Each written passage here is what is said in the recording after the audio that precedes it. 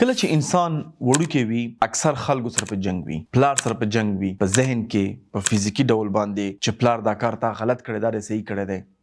هر یو کس سره په جنجال کې فکر د خلک غلط دي او زه صحیح یم. چې کله چې عمر د زیات شي ته بیا خپل ځان سره په جنگ کې، بیا د خپل ځان جنگ نه خلاصېږي.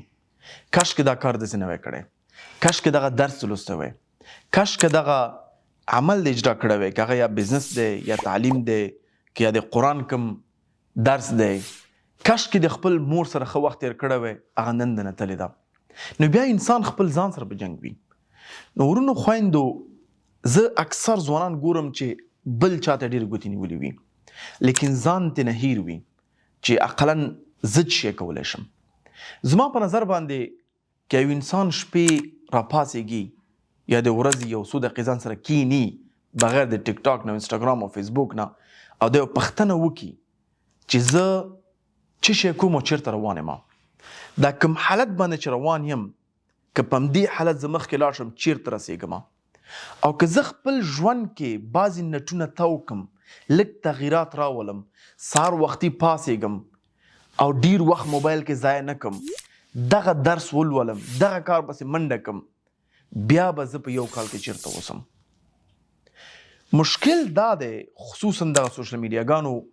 موږ نه خپل هغه سلف اکاونټیبلیټي له منځه وړې ده، چې کله هم ځان باندې لږ فکر کوو، خپل ځان سره لږ زره په جنګ یو، نو ډایرکټ موبایل ته لاس کوو، هغه جنګ زموږ حل شي او یو بل طرف ته لاړ شو، ډسټرکټډ شو. لکه څنګه چې ایډمن همبل وایي چې کله هم یو انسان په خپل ژوند کې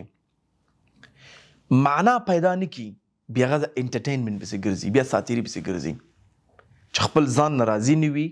معنا سره ډک ژوند نه وي، بیا هغه همیشه غواړي سات تیر کړي، دنه هلته منډه کا دلته منډه کا. همدې دپاره زموږ موبایلونه سکرین ټایم 8 ساعته 7 ساعته 6 ساعته دی. موږ کور ته پیسې نه لرو، لیکن موبایل ډیټا ته بیا پیسې لرو. یعنې دا د دې ویډیو ټول هدف دا د ورونو خویندو چې وخت سره به ته خپل ځان باندې پوښتنه کوې، خپل ځان سره په جنګ یې چې ولې دې وخت ضایع کو. لیکن که نن ته راپاڅېږې او ته په دې فکر وکړې دا کوم کار چې ته کوې او همدا کار 3 کاله نوره مخکې ویسې، چېرته به ورسېږې. او که لږ تغییرات خپل ژوند کې راولې،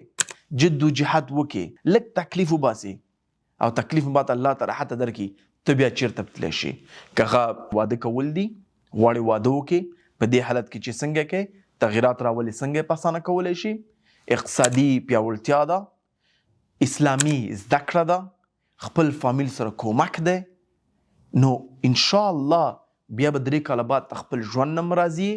خپل ځان نه هم راضي او ځان سره په جنګ به هم نه یې. که نه خپل شعور به دې وخوري او دومره به تکلیف یې چې بیا ته نشي کولی اقلا بل چا باندې هم سوال وکړي. نو امید لرم دا پوښتنه ته نن ځان نه وکړي چې سبا ځان سره په جنګ نشي.